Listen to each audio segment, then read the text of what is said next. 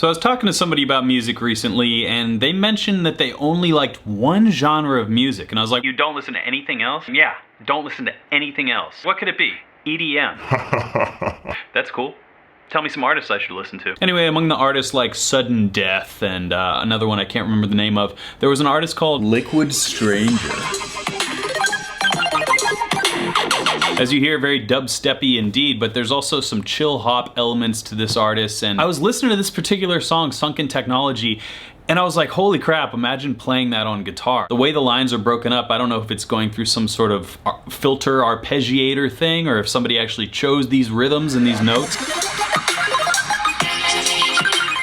I was really inspired to get these riffs under my fingers and see if they translate to the guitar, and spoiler alert, they do. So I gathered up all my synth pedals and...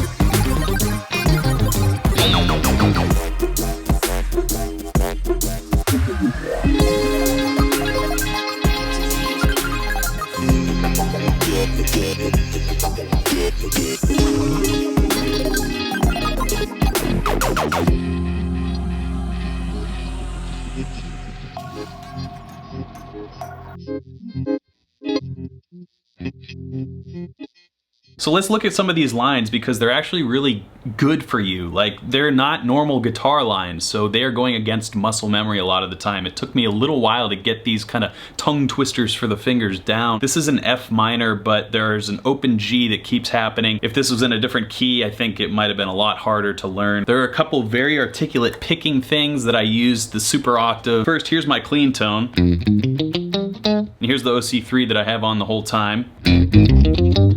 That's fat. So here's the line. So you can see this little move right here is the first tongue twister. It just sounds so cool. It's honestly very medieval sounding.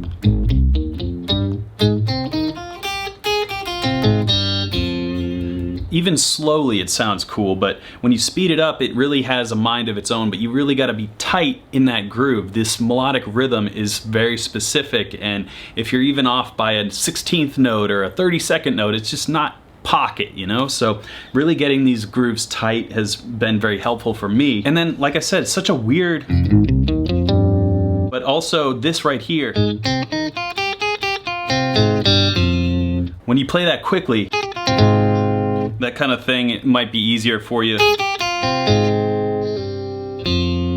kind of like almost sweep pick it. Whatever works, but we'll move on here. This line in particular. Actually, no, it's this whole line.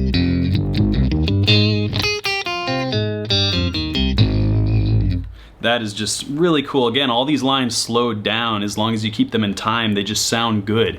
And that's, I guess, a sign of a good riff. And you notice here I was using some different effects here. I had the super octave the whole time. I also used this C4 synth from Source Audio.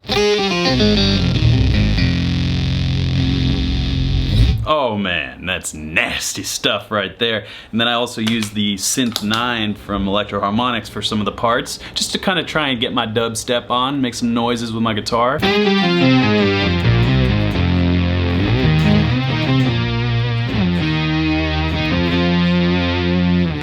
So yeah, just a ton of fun. Actually, one more thing, the Habit, that was another thing I tried to get some different noises out of.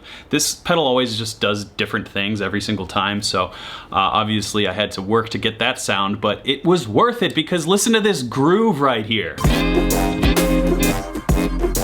That is an example of less is more. Just one little delay that... That's why I love effects, man, and electronic music. It doesn't matter what genre you play or what genre of music you like, there's always crossover. And, well, that's why music is the universal language, right? Alright, I guess that's it. Till next time, keep shredding.